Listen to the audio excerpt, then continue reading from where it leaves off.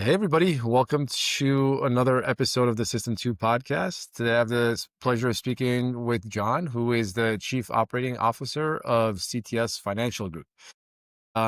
Based out of Chicago, they're a financial advisory and planning boutique that walks the walk by talking the talk individually with every client who comes through their doors. So, John, what's your story?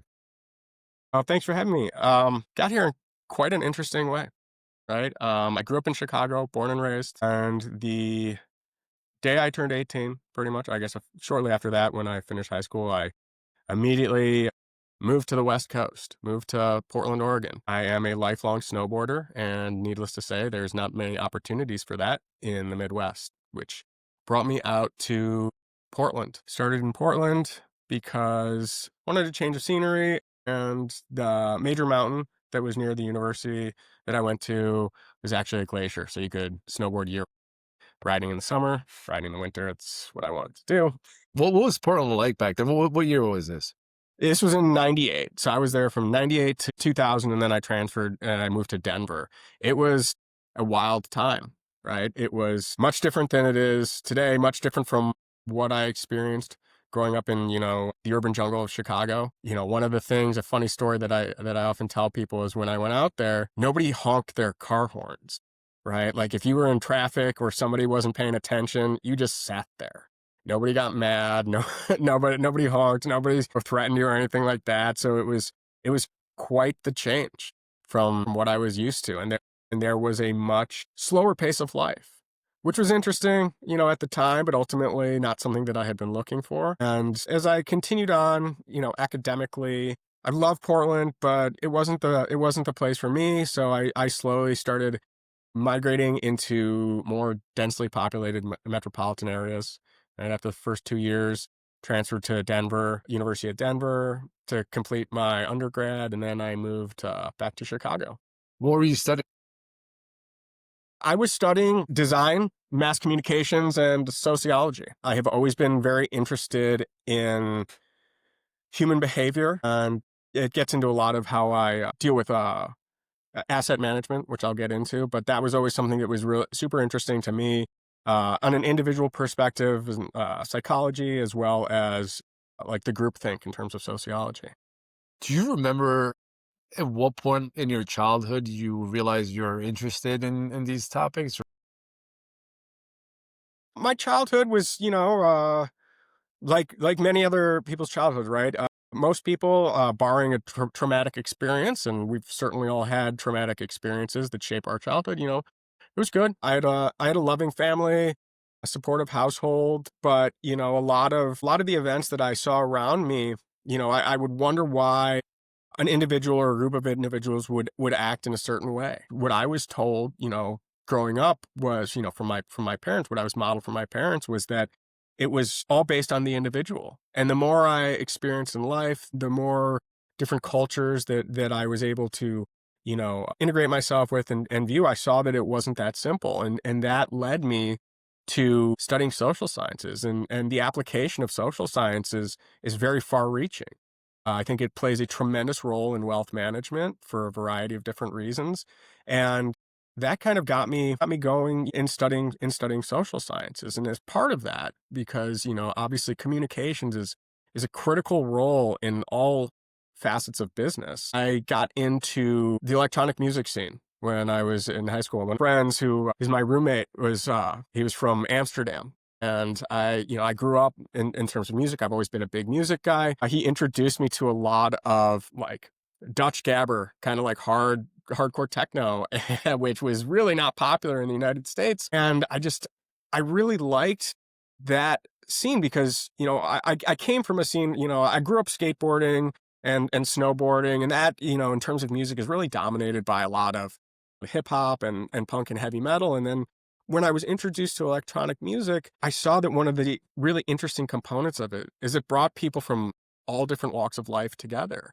And in part of that, right? Because during this time, you know, to go to like a rave or like a warehouse party, there was a behavioral component. There would be distribution of flyers, right? Printed communications, online communications, and you kind of had to figure out your way to get there. And that really sparked my interest, in terms of design, of course, in terms of print design, but also, how do you communicate? How do you appeal to people from a first demographic background? In these early, I guess, like experiences with people, whether it's through the music scene, and then going back to what you're describing as your parents' explanation that a lot of this is individual versus, like, yeah, like when you're at a rave, everyone is moving in unison, right? It's all correlated to the people up on stage. How did that thinking evolve for you from the individual's like responsibility versus like, no, this is actually, there's something bigger going on here that's influencing what's happening? Were you aware of some of these sociological themes happening in the music scene that you're now part of?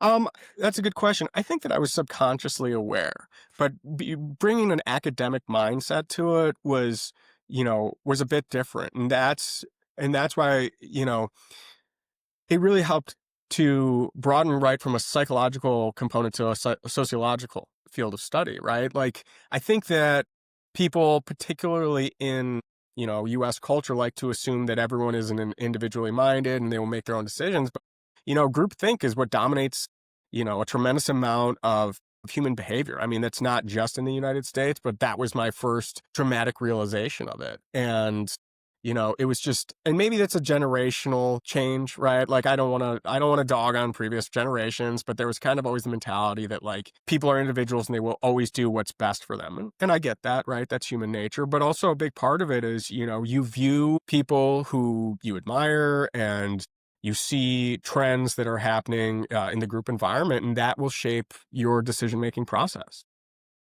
Yeah. So, okay, how did what happened next? So you're now in Denver, you're finishing school there?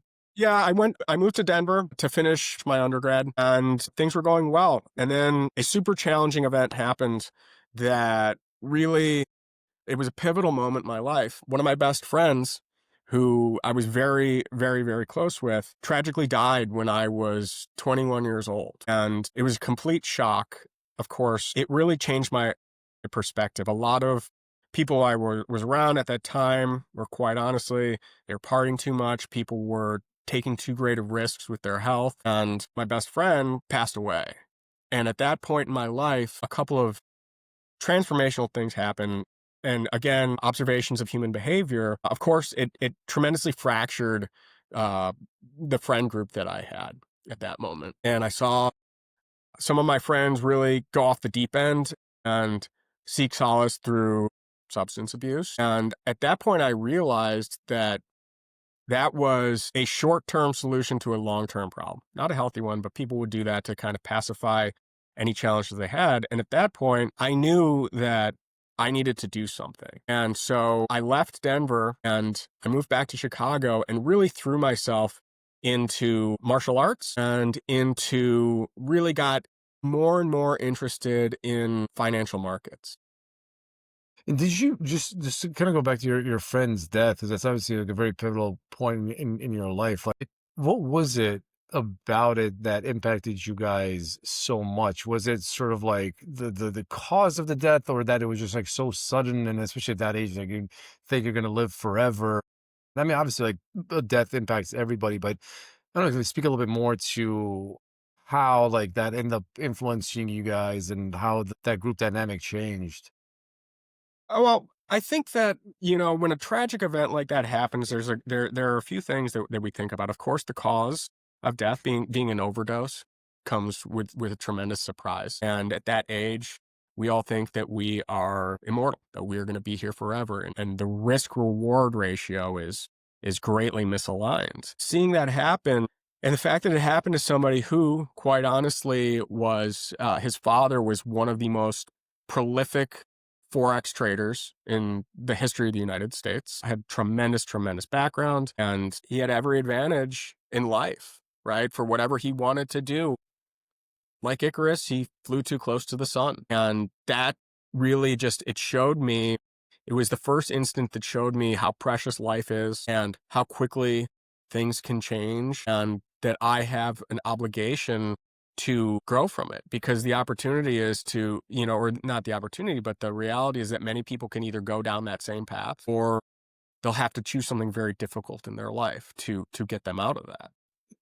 To just jump forward a bit here, like you have kids now, and thinking about your own kids, because like I've struggled with the same thing as well. Like I had a very different childhood than my kids are having. I grew up, poor in Romania before coming to the US. And you want the best for your kids. You want to give them all these things, but at the same time, you don't want them spoiled or worse, right? Like what happened to your friend.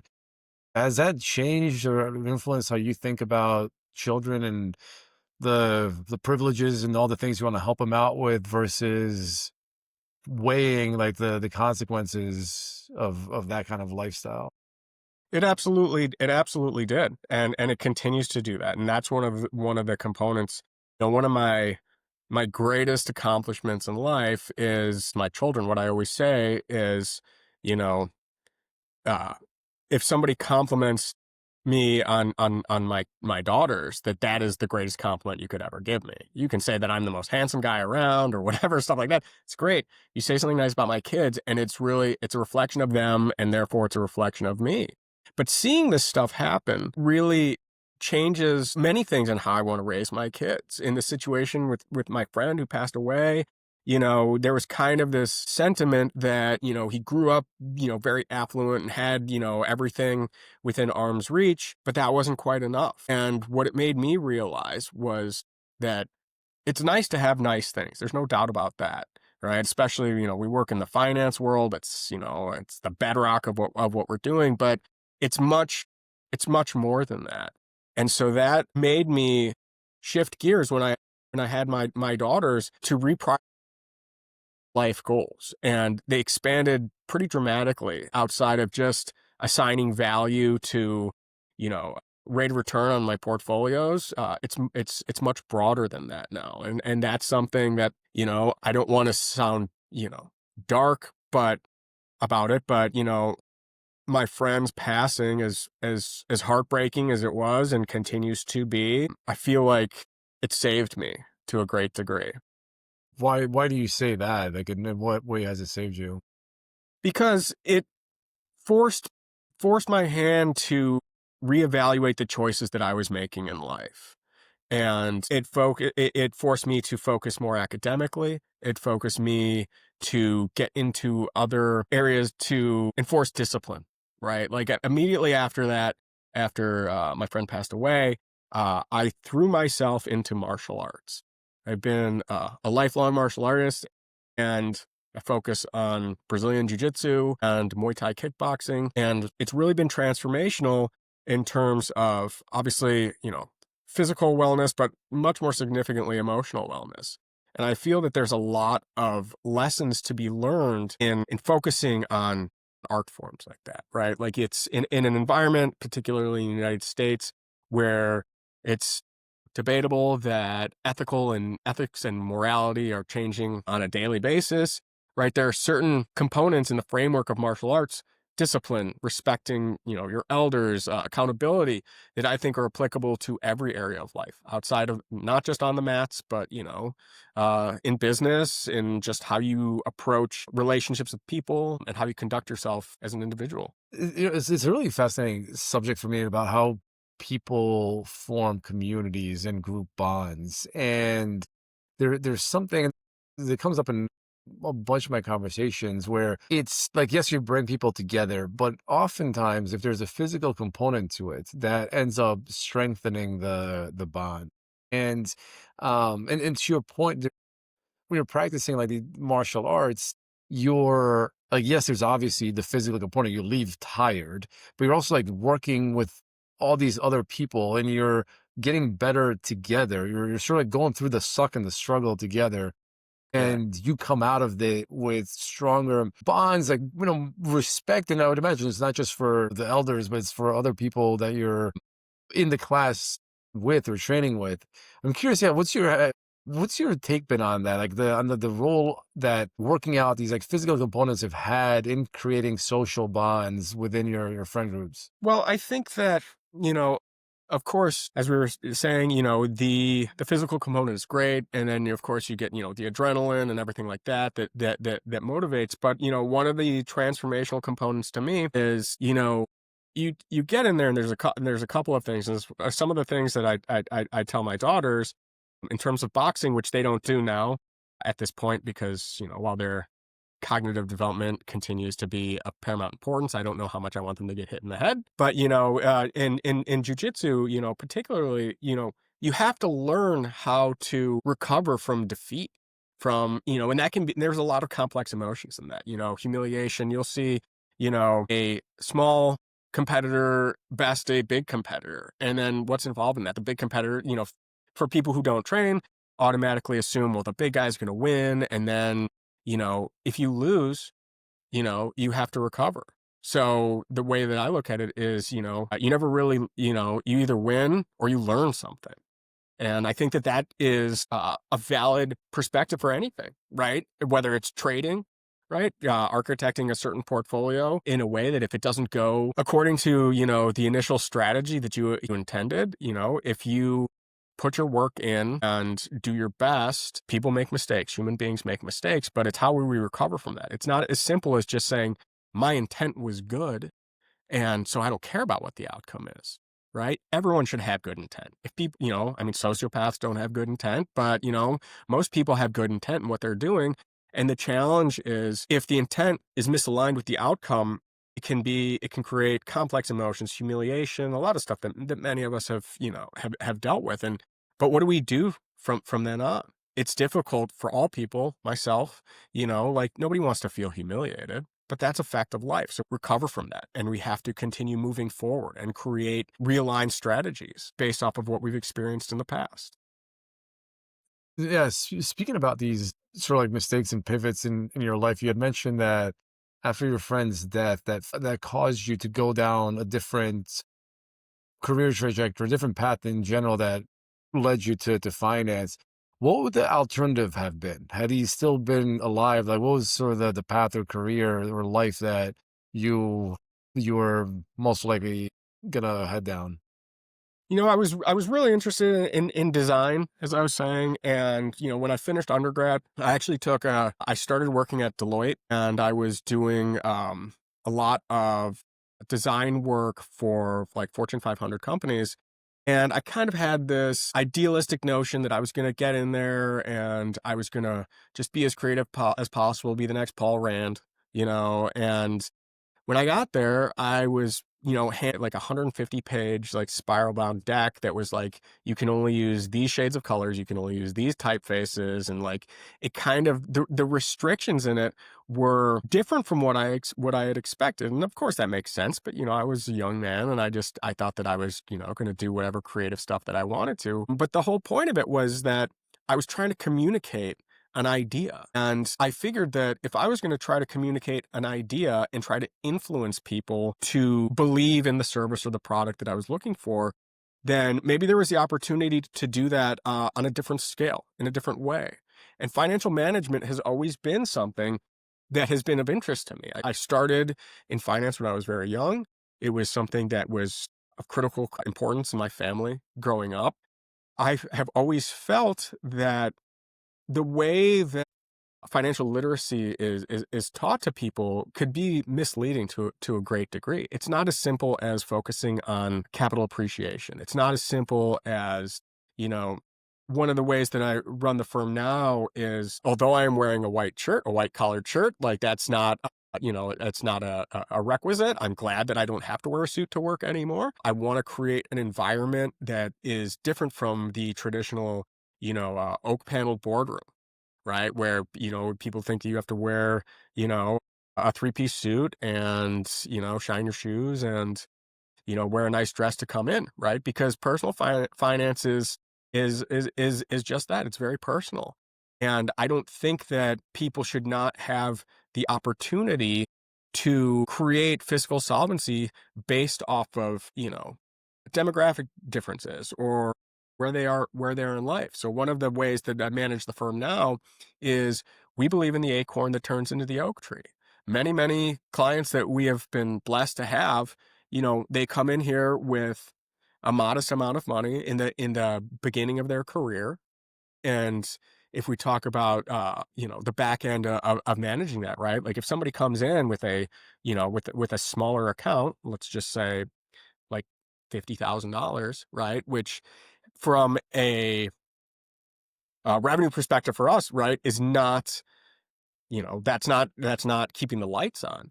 However, if I look past that and look at the individual, and it's somebody who, I think is going to be very successful. I respect their intellect, I respect their work ethic, then I would be remiss to kick them out simply on what they have accumulated at the moment. I have many clients who have gone from entry-level job to C-suite at public companies or companies that have, eventually, gone public. And being along for that ride creates a level of trust, that is irreplaceable, right? Because it shows that, not only are they invested in me, which I always appreciate, I appreciate the trust, I appreciate the respect, but by showing them that I value them as human beings, they tend to stick around. And then they tend to refer clients to us. And one of the aspects of the firm that I'm so proud of is, we have multi-generational clients in an environment where a lot of young people, right, low cost ETFs, different, just access to trading, which is much different than it was before. People don't have to stay with us, but they do, and I'm blessed that they do, because we provide a lot of value outside of simply constructing a portfolio. In on that point about staying, like choosing to stay with you, like you've been with CTS for almost 20 years, right? Tell me a little bit more about that, like when you first started and your role there and how that's evolved over the years. I first started when I got out of graduate school. When I was in graduate school, as I mentioned, financial acumen was a big part growing up. I was taught by I started trading when I was young. Of course, like everyone else, made bad trades, and I thought that WorldCom was going to be the be all end all. Obviously, we know how that, we know what happened with that. And then I followed that up with being very interested in United Airlines, also another challenge with that. And then when I was in graduate school, I started trading futures, and I would wake up in the morning and I had a pretty good regimen. I would trade for 30 minutes. I would hit my profit target, and then I would jump out. And then, I was like, great. It was, creating enough income for me to pay for college and not, or pay for graduate school and not go into, a crippling amount of debt like so many people have to deal with now. And then, like many traders, you know, um, I got a little greedy, and I was like, well, if I can make $500 a day, then I can make 5,000 or 10,000, stuff like that. And then get a margin call and reevaluates how you want to, manage going forward. You know what I love about this anecdote that you just told is that when I feel like when you talk to most people about investing, they're gonna mention their winners. Everyone only talks about like I just made this much money in whatever, like this stock or this crypto, versus actually like focusing on the losses and exactly to your point about like the lessons learned from those losses. Because as we all know, like, yeah, from some of the stories of some of our friends, they would be, billionaires by now. When that it was like one position out of many, when their whole portfolio is actually net loss, but they still talk about the winners that they've had. And so I think it's interesting to see your it's about like like risk management, right? Thinking about the holistic portfolio, lessons learned from some of these wins, but also from the losses. And I'm curious, yeah, like how you think about the broader like investment philosophy. And you mentioned it is like very personal. You have to understand what people's goals are. But yeah, what are some of the lessons that you've learned from doing this for these past like 20 years? Some of the things that I've learned, is there is nobody wants to talk about their mistakes, right? As you were just saying, right? Like that's, if you lead a conversation about all the mistakes you made, you know, people are going to jump to conclusions. But the reality is, I think that there is a lot more that one can learn from the mistakes that they made if they apply that systematically moving forward. right? And I think that that's applicable today in the environment we're seeing, right? With, I hesitate using the term AI bubble, but it seems like, it's reminiscent of what I've seen before.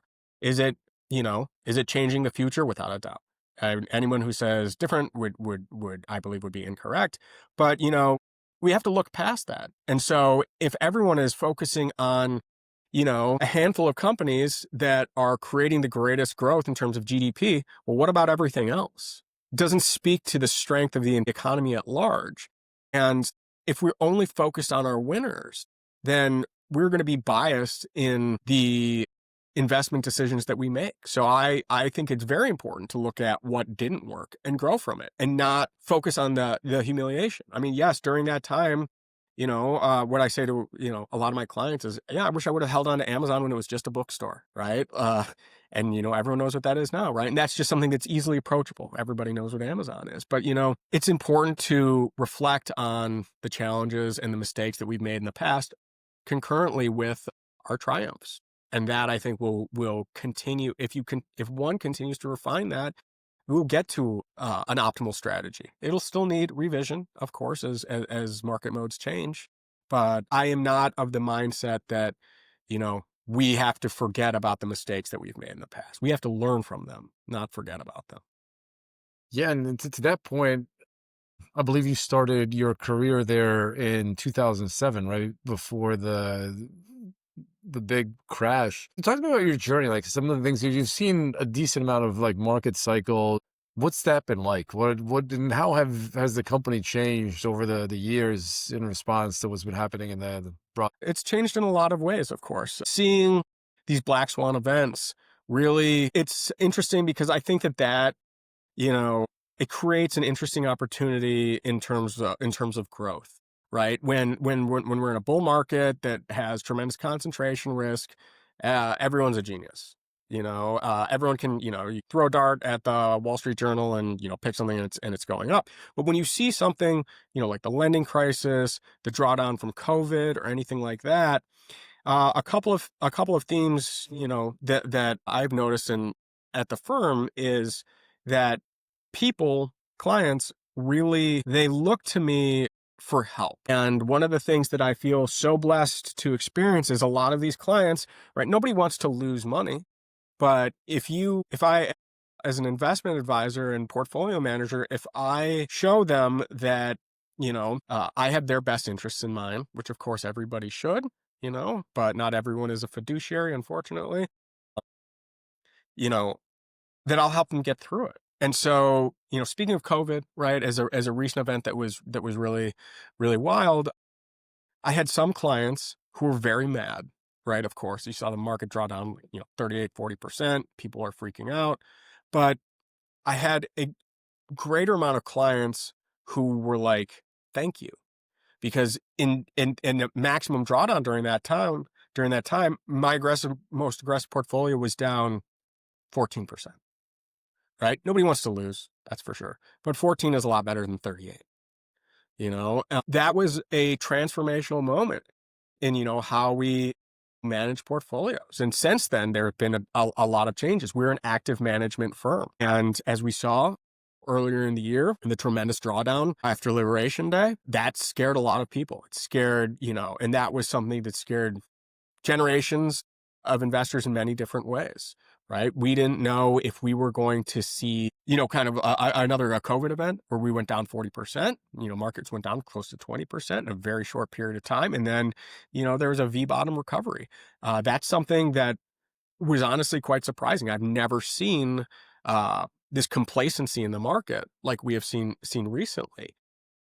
There's a couple, many different reasons why I think that's the reality. Obviously, low cost ETF opportunities, the accessibility of investment tools and opportunities to retail investors really impacts the resiliency of markets. And the recovery we've seen since then has been remarkable, and that's changed us. That has made us change, some of the perspectives of the individual weightings within our portfolios.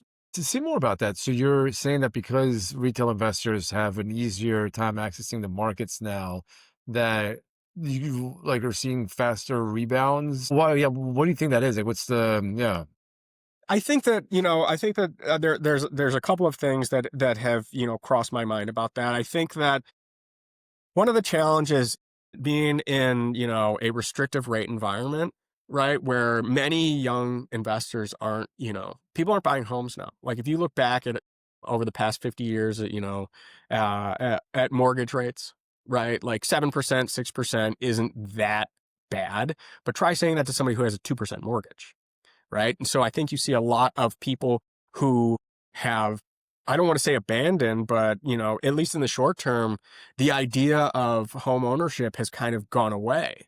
And so they have greater resources on hand, which they may allocate towards, investment opportunities in hopes of buying a home, or out of the possibility that they're never going to have that. So they need to create wealth in another way. And for many, many years, in the United States, the primary residence has been, the foundation of individual fiscal solvency.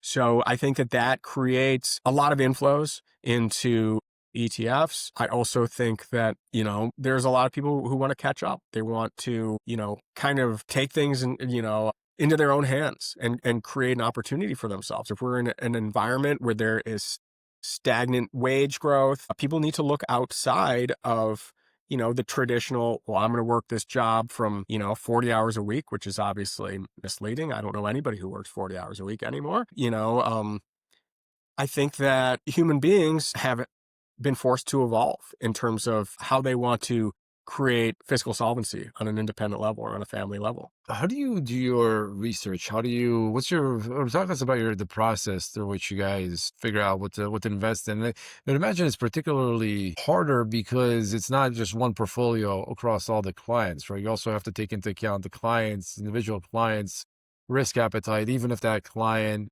only has 50 grand with you versus if you're whatever, like a hedge fund, you have one portfolio and you invest it the same no matter who the LPs are. So what's that? How do you think about the process given all the challenge of having to understand every person that's invested with you?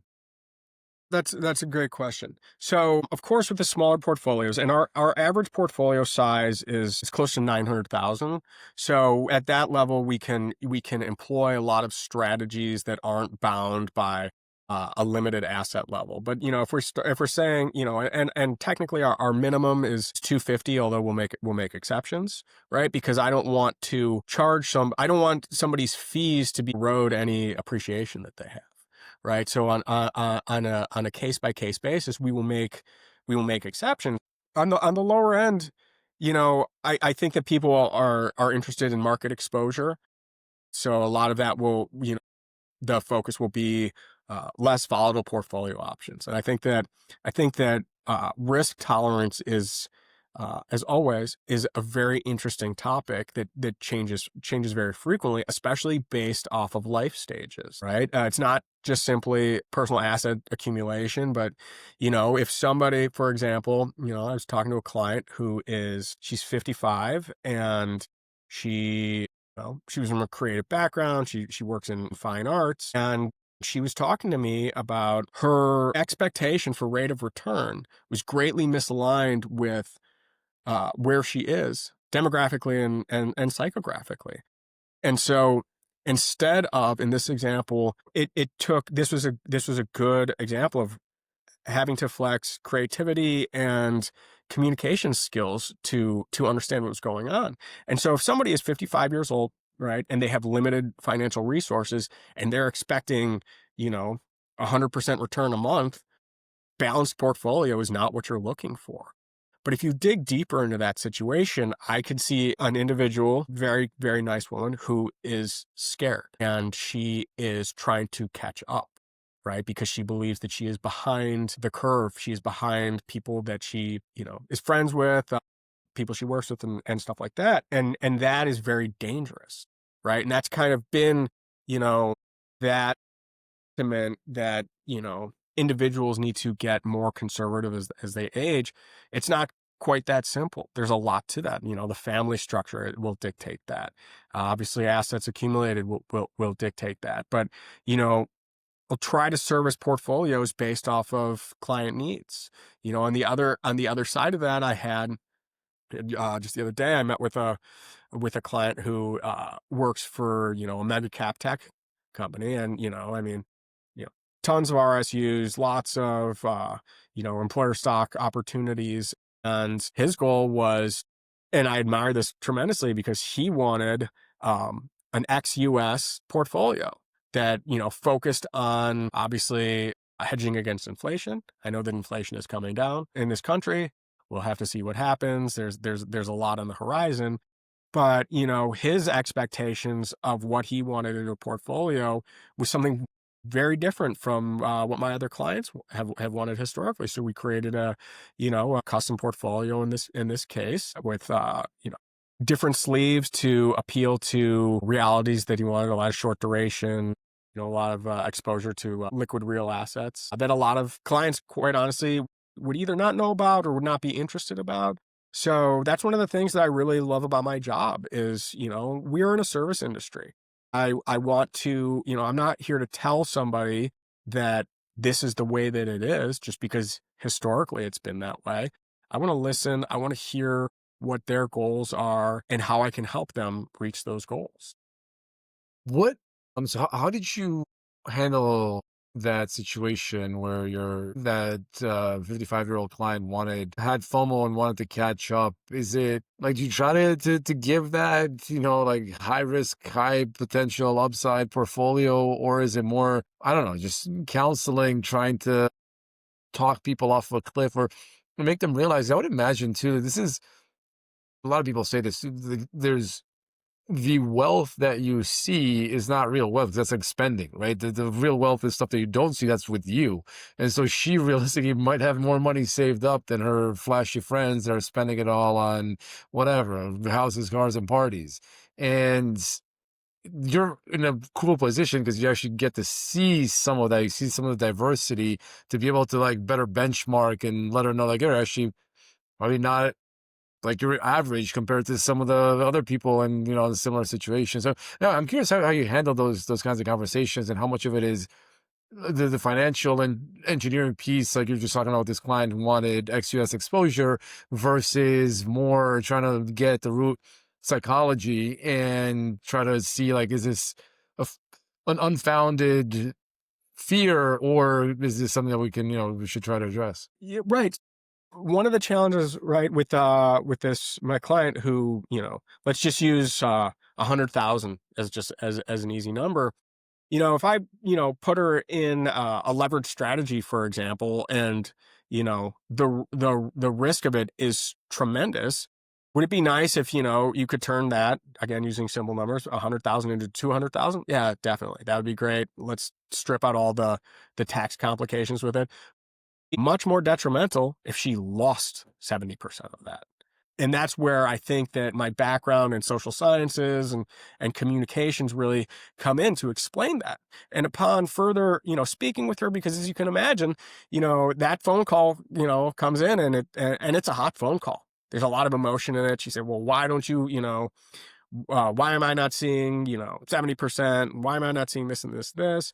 And then, through talking and just kind of being there, I understand a couple of things, that I understand. I'm like, well, send me your tax returns. We do have a tax office here, but she's out of state. And, I was like, send me some documents. Here's some cash flow worksheets to work there. Like, she is mismanaging her spending. So it's not really about me. It's not really about our performance not meeting her objectives, whether they are accurate or not. She is scared, right? And in that situation, she is scared, and it is, I mean, I would speculate it's easier for her to come at me than to be like, well, I should have done things differently. But I create no value in the situation if I'm just like, well, you should have saved more money. Maybe you should have bought a smaller house, anything like that. That doesn't do anything except make people feel bad and exonerate myself from something I didn't do. I don't need that. That doesn't validate my uh, efficacy as a portfolio manager in any way. I saw an opportunity to help and gently provide advice. And a lot of, the reality of a lot of my job is almost being like a financial psychologist. like helping people navigate these changes, whether it's, very affluent clients who are, entering retirement and then, they have, the 30 plus, child who lives at home and still, drives a G63 and, all that stuff. There's a lot there, and I can create or provide additional value by offering more than I'm managing your portfolio. This is, discussing the architecture. This is the rate of return. This is what you're getting over the past 5 years. There's a lot more to it, because the reality is, in the environment where we are today, where there is not really a shortage of very bright, talented portfolio managers, it's not quite as simple as focusing on growth. I mean, I'm not trying to deny how important a capital appreciation is, but if you can create value in additional ways, it makes your service that much stronger and that much stickier from a retention standpoint. What's the ballpark number of clients that you guys have? We have about 300 households, 700 plus accounts. We manage about 300 million in Cool. client assets. This is, yeah, you're saying it's around $1 million on average that people have with you. Obviously, a little bit on the wealthier side of average. Um, it's an interesting sample of like a barometer on the U.S. economy, at least for this demographic. What are you hearing from your clients? Are they feeling bullish, bearish about the economy? Are they scared? Are they comfortable? What are you guys hearing? Honestly, there's always the greed component, right? Because popular media just, they focus on, a handful of companies, and then people just base the strength of all investments, on, right, the Magnificent Seven or the Fantastic Six, whatever it is at this point, right? It's constantly revised. And then one of the challenges that we'll have is, people will say, if I have someone in a balanced portfolio, let's say it's, like 70-30, they'll use like the NASDAQ as a benchmark, right? Or like a cap weighted ETF. Why isn't it doing what the Qs is doing? Or why isn't it doing what SPY is? Like, well, we're not, comparing apples to apples here. And so again, it's a lot of, explaining to them, right? Like being patient and trying to navigate communications challenges with people, because I get that, money is scary for a lot of people, and it's not as simple as just, it's nice to have nice things, no doubt. It definitely is. But there are dreams, there are goals, there are fears behind a tremendous amount of that, and a good example that I'll use personally, my wife, who is, the most important person in my life, truly my soulmate, all that stuff that she's going to cringe when she hears me saying this. But, I mean, she moved to the States when she was younger, left an environment where, basically fled communism to come here. And she is beyond bright. I always say she's much smarter than I am. And the challenges that she has navigating, finances, like there's a lot to it, right? There's a lot to it. And I remember actually talking to her dad when we first met. And I'm trying to impress him, and I'm just like, well, like, how are you saving your money? Like, what are you doing with your money? And he's like, I have it under the mattress. And I'm just like, right. And you hear that a lot. A lot of people who, I mean, I get it. You don't trust the banking system somewhere. Like, that's what you do. And, I'm explaining inflation risk and all this stuff like that, but it really creates a situation that is humbling and honestly makes me feel like I can really bring value to the situation, because I have to find a way to communicate value beyond just the quant, right? I have to show that I'm trustworthy and that I am willing to be in this with you and figure it out. It's a couple of things there.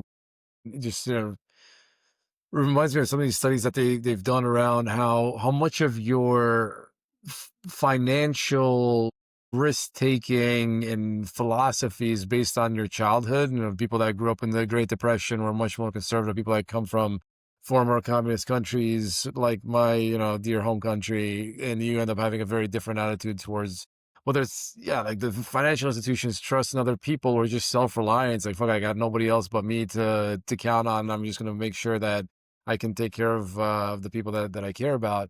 But the other side of it that's it's kind of interesting because it sounds, and correct me if I'm wrong, but it sounds like a theme that you're getting from clients. They're looking at all this in the media and they're seeing Nvidia, they're seeing like whatever, all these AI stocks are really taking off.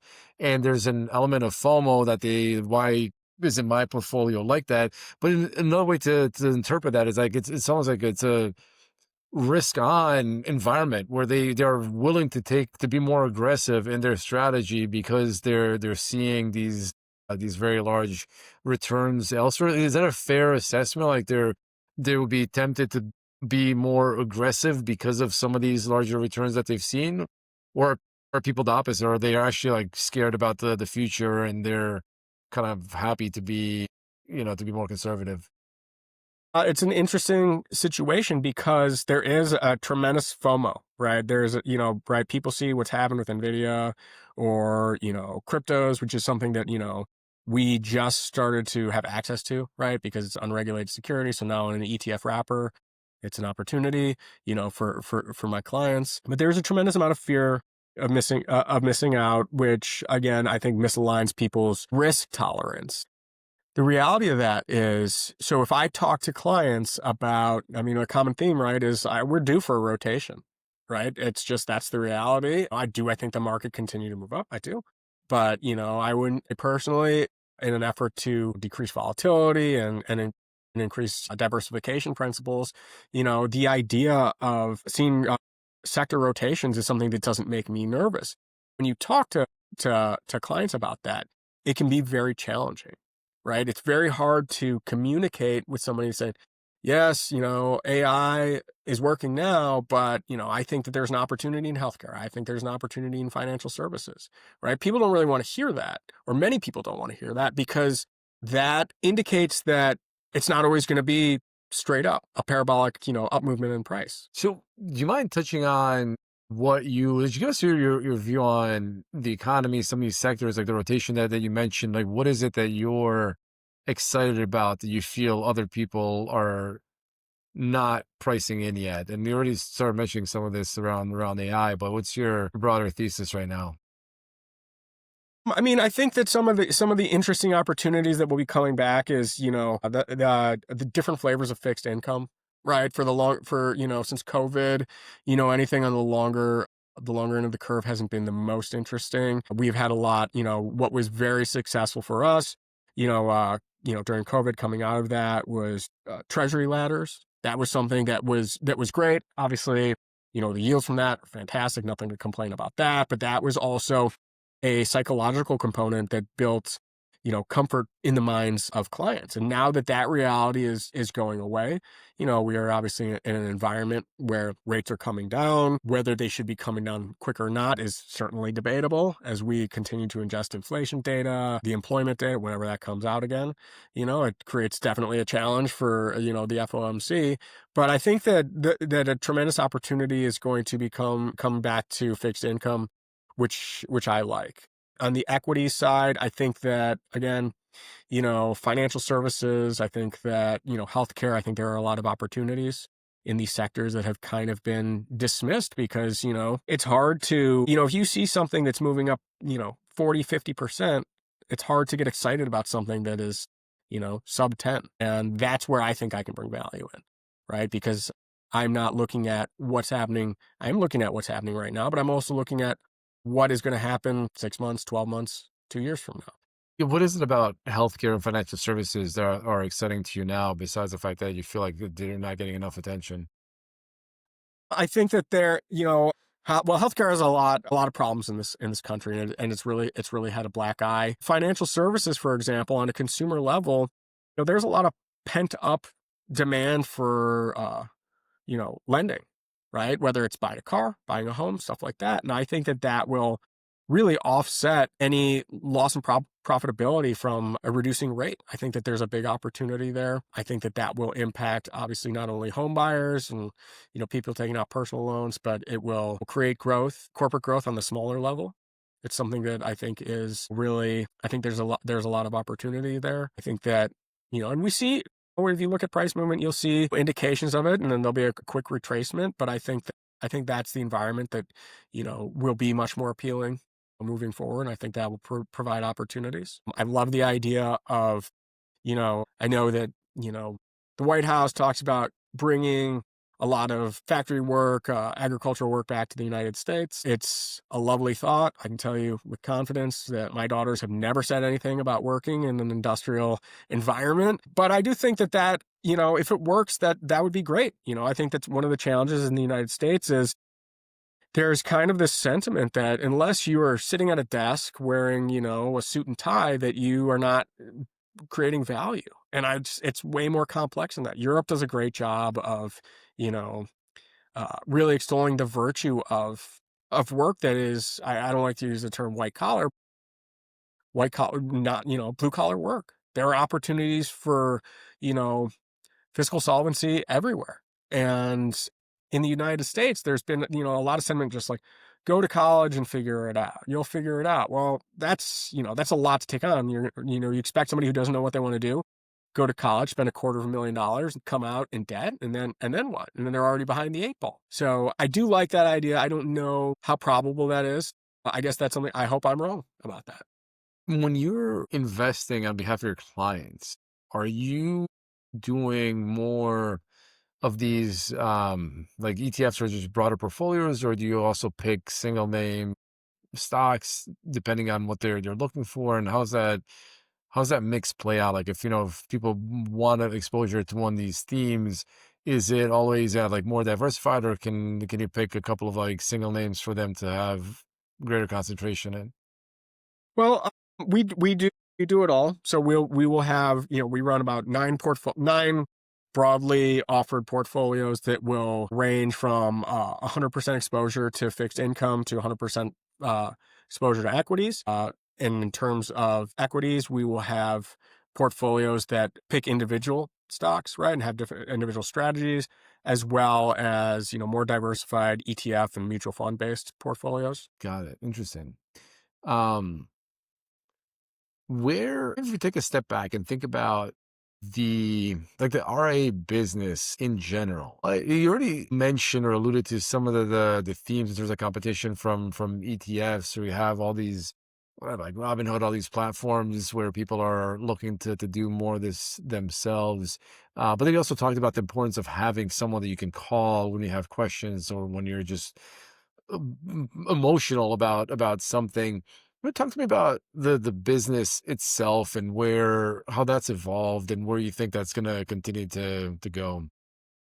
It's a challenging business. I think that honestly, the RIA model, it needs to continue developing because, as we were discussing, access to low cost investments on their own. There are obviously threats that come and go. I remember, years ago, other advisors of the firm simply panicking at, the idea of robo advisors, you know, totally taking away all of the business. That's still a threat. It's much more diminished from what it was before.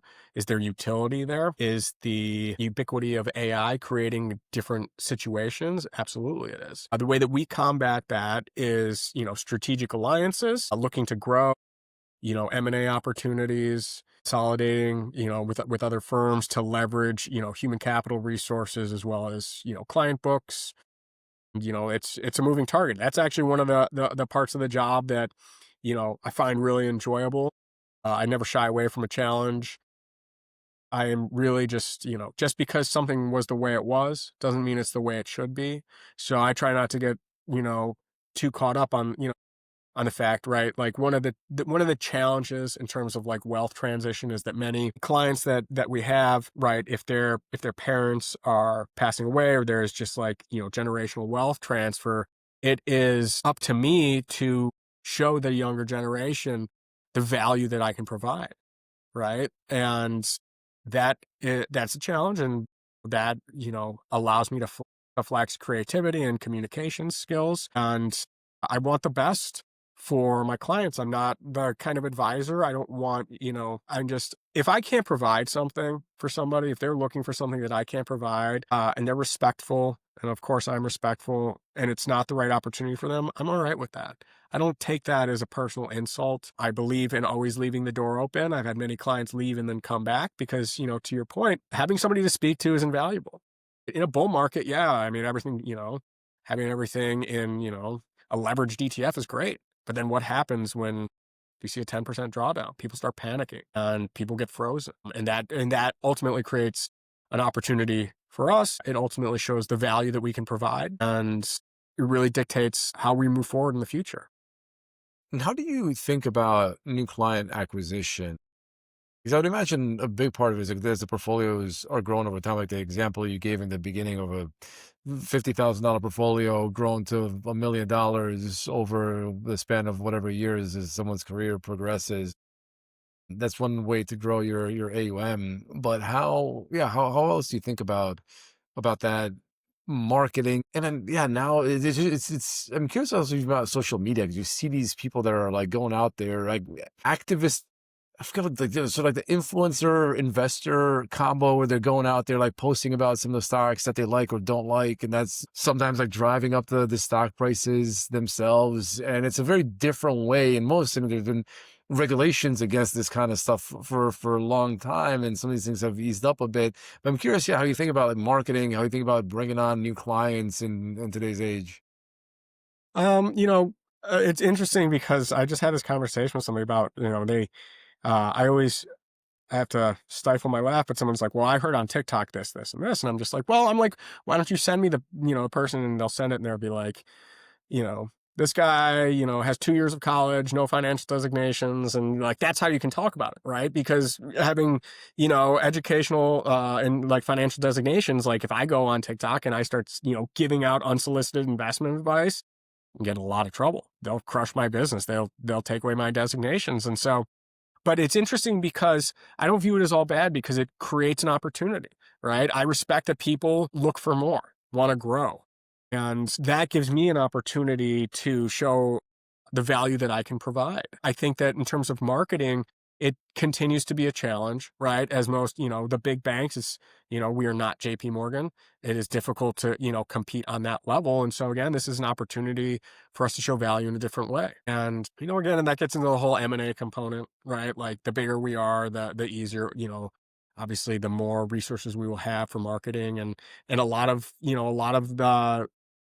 of growth for us comes from, events, and, offering a lot of like free seminars and just like free, like comp articles of interest, networking, and showing that we are there in the community and we are available to help with anything and everything. I think you got to start going on TikTok and do dances as a way to promote your portfolio. So that's the sounds like that's the future. Um, so going back to the beginning of this conversation and your background in your interests in sociology, psychology, but also ultimately like finance. Maybe like bring this all together and talk about like that component, that comment that your parents had made around people being responsible, like just you're an individual, you're responsible for your own choices versus that we're reacting to so many things. And especially like in the age of TikTok and meme stocks, how do you how do you view that? What are some of the things that you've learned or are observing now through that sociology lens? That question of like, is it the individual or is it peer pressure, and peer pressure on steroids with social media that is impacting the financial markets and it's impacting stock prices. It's put like giant hedge funds out of business when they're trying to go Right. against the meme stock craze. So what's your lens? What's your viewpoint on that? I mean, I think it creates a, particularly interesting challenge because I think it's difficult. We can't dismiss it just because I find something, or any of us, any of the professionals in our industry, right, dismiss, right, the validity of TikTok. The reality is there is, Joe Schmo who has a million more eyeballs on, his financial channel than I do. It creates an opportunity ultimately because, again, this is an example of, the TikTok voices or on YouTube or anything like that, they're not talking about their losses. They're just talking about their wins. Nobody wins 100% of the time. Any portfolio manager that tells you that every trade they have is profitable is lying, right? And the challenge with that is everywhere we are now, people have, you know, just like unfettered access to information. And a lot of it is just people, showing their strengths, right? Whether it's portfolio returns or, living the best life. I was actually joking. A friend come in from Brazil yesterday, and I was talking to him. I had read an article about a business that was out in Moscow, that this guy has a jet, and he rents the jet, doesn't even leave the ground. People just go and pay and take pictures, and they pretend like they are, flying privately. And I was just like, this sentiment of just like showing what you are online that's not reality is just, it's ultimately misleading. I think it's very challenging in the lens of finance. I think it's really challenging as a parent of two lovely daughters. It scares me for a whole, you know, suite of different reasons otherwise. But I think that it's misleading, and it does worry me to a degree, because it creates unrealistic expectations. That's a challenge for me as a business owner and as a father. And that's actually where I wanted to end this conversation, is to talk a little bit about children. And I have two young kids, and I've been talking to everybody about parenting advice. But from you, one of the things I would be curious to learn is, how do you teach kids about the financial, financial responsibility, about investing? What are some of the strategies that you've had in talking to your kids about money? But there's a couple of ways that I do that, and I'll tell you a funny story about the first one of the ways that led me into this is, I'm very grateful to be in a position in my career and in my life where I can pick up my daughters from school, right? And obviously, it's something that, when I was growing up, that just never happened. I was, latchkey kid, kind of that whole thing like that. But, so I'll pick up my daughters from school. I will take them to dance or whatever it is that they want to do. And then, I'll go back to the office, get back online, do what I need to do. And one day I was with my daughters and one of their very close friends, and they wanted to go to Starbucks. And, my daughter's friend, uh, we go in there, and she, breaks out her mom's credit card and bought $60 worth of stuff at Starbucks. And when I saw that, I was just like, not accounting for like the inflation cost of food or anything like that. I was just like, first of all, the quality of products that you're getting at Starbucks for $60, like, you want a charcuterie board? Let's go to a grocery store that is much healthier, much better for you. But it also, I saw it as an opportunity to initiate healthy cash flow management skills with my daughters. So I went online, did some research, and I found debit card opportunities for them that were like child focused, where you could, as a parent, say you can spend X amount of money at restaurants, Y amount of money here, right? And the goal is, it's a challenging goal, because there's a lot there, right? People, I want the best for my kids for sure, but I also want, it's also very important for me to teach them that, the blessed financial success that I have is, they're not entitled to that, right? I want them to learn how to manage their own finances.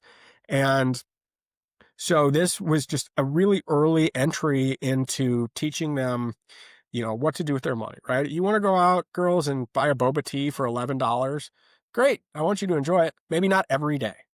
Right. And that was something that I fell prey to when I was young and I started working. Uh, there was like I think it was called Corner Baker. I can't remember, that was by my office. And I would, get up early at 6:30 in the morning. And I was like, I would go and I would get a coffee and a muffin. And then I realized at the end of the month, I was like, I spent $450 on coffee and muffins. Like, this is crazy. Like, this isn't the way to do it. Right. And so that I do, in that situation, I do no justice by just being difficult on myself. Right. Enjoy the muffin, enjoy the coffee, but just manage it. Do it, every now and then. And, I was teaching my daughters this, and then they did. And then one day, one of my daughters was just like, you know, $15 for this cheese and fruit plate from Starbucks. Can we just go upstairs to Mariano's? And I was like, yes, Yes, we can. That's great. That's great. That's so cool. Yeah. And that's been great. Really, that incentivizes them. And then the other thing, which I continue to work at, is the long-term investing approach. I know it's challenging to, my daughters are 10 and 12. They are not, you know, it's one of the things they'll do is funny as they'll be like, is the market up or down today? And at first I was like, oh, that's so cute. And I was like, wait, you're just seeing how I'm going to react. Like if the market's up, you're going to ask for something. If the market's down, you're going to be, extra nice. And Kids are clever. That's phenomenal. so clever, right? And so I saw that as an opportunity, right? Created Atma accounts for the girls, in addition to, the other resources that I have, planning for their future. And what I offer them is an opportunity to, what I'll do is I'll say, for every dollar you want to invest, I'll match you with $3, right? I wish that I had a employee sponsored plan like that, but, you know, and then they were like, well, I don't want to, I'm not interested in, a commodities ETF or whatever. But I'm like, okay, but think about something that you like, right? Like kind of like the Warren Buffett style, like invest in what you love. Right. And in this case, I had the conversation, Sephora, my daughters, that's it. Everything they wanted to do is talk about Sephora, right? Or Ulta, something like that. I'm like, well, let's look at these opportunities. Let's see what's involved in that and kind of pique their interest in stuff like that. I mean, they're not at the point where I'm like, girls, sit down. We're going to, calculate the volatility by hand. Like that's not going to work at this moment, but if I can get them interested in it, if I can show them that there's a lot to it, then I think that's successful. And, also on a personal level, that with being a tremendous advocate of women in many ways, I spend a lot of my time volunteering. I do financial literacy coaching for survivors of human trafficking. It really puts things in perspective. I feel compelled to create an environment where, my daughters aren't necessarily beholden to the traditional confines of financial management, which has really been a lot based on men, right? I want them to be independent. I don't ever want them to feel that financial stability is due to their partner. I mean, it doesn't mean that they have to do what I'm doing, but I want them to learn. I want them to have that skill set so that they can make the choices that are best for them in the future. What do you think about do you talk to them? It sounds like you really understand the concept of like if the market's down, you're not going to be happy because that means you're losing money or your clients are losing money.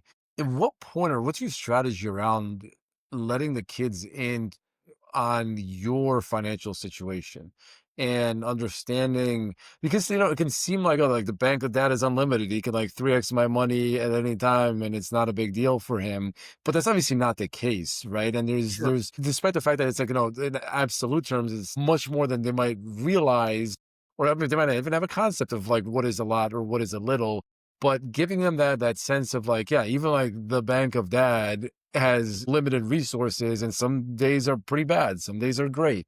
What's your thought about like letting them in on the whole like family financial picture?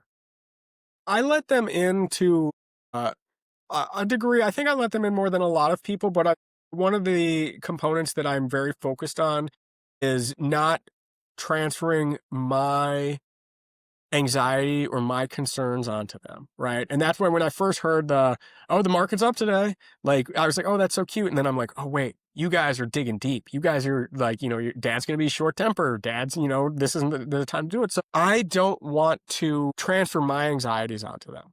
And I really do believe that, the dynamic between parent and child, like, if I tell children inherently, if you tell children that you worry about something, right? They often feel compelled to fix that. That's not their job. It's a balance of teaching financial responsibility, um, with also, just being there. Like I have a different relationship with my kids than I did with my parents. And, my hope is, every generation is better than the next. I don't, if I have a concern about money, I don't want to transfer that to the girls. I'm not like, oh, market was down 1,000 points today. And like, now we're not going to go on vacation, anything like that. Instead of saying that, which is stuff that was said to me in the past, right? Or we're not going to have gifts for Hanukkah this year or whatever it was. I will tell like dad needs a hug. I had a hard day at work, right? I think that they're smart enough to realize that, that's a challenge and maybe that will hopefully create a little bit of, cognizance about what they should do, what they should ask for, but I really don't wanna create, burdens for them, and that was something that'll change, consistently. I don't ever wanna be to the point where, they worry on my behalf or they feel obliged to fix something that I did. But that is something that my wife and I deal with together, and, at some point, of course, that will all change, but I really, it's a challenge. And it's something that I continue to work on and continue to refine. I want what's best for my kids, but at the same time, right, kids say are blessed. My kids are blessed. I don't want them to take anything for granted. I mean, I had, as all of us did, tough jobs growing up, doing not glamorous things, and, I think there's a lot of value in it. I definitely don't believe that just because something was the way it was, that's the way it should be, but I mess with my daughters. I'm just like, when I was 12 years old, I was taking the bus 45 minutes to go to a job that was paying me $4.25 an hour. I can't wait for them to do that. Teach them grit. And I think that a big component of that is, I think that personal growth comes through triumph of challenges. Right? And getting, not the instant gratification of, right. It would be much easier for me. The girls, they want a Labubu or whatever, these toys are now that are so big. I'm like, all right, well, I'll tell you what, let's say it's $50. Probably is more than that. But let's say it's $50. I was like, okay, well, I'll bring 50% of that to the table.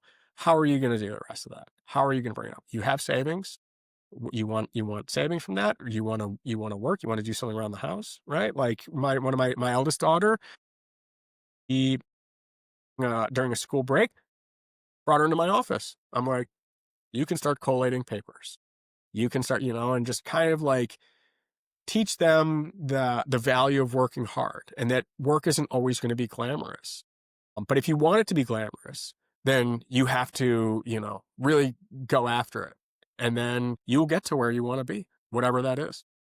Yeah. I love that. And it ties it all together, right? It's about our childhoods, the reactions to the way that we were brought up, and especially the attitudes towards money, whether positive or negative, and trying to be more thoughtful with our kids around it. And the foundation of this all is the psychology and sociology that you were talking about earlier, right? How do you, and the communication piece of it, how do you actually, there's so much more of the arts, the emotional side of finance than most people probably realize. But at the end of the day, that is what causes a lot of these prices to go up or down, is people's excitement or fears and herd mentality and people being contrarian when everything else tells them that that's not going to be correct. And yeah, so it's really fascinating to hear your story, both on the professional side and on the personal side, how you've been thinking about all these challenges and what you've been able to do with it. So it's been really cool. Yeah. Well, thanks, Sean. This is awesome talking to you. And thank you again for speaking with us and teaching us from what you've learned over the years. Well, thank you very much for the time. I certainly appreciate it. Great conversation.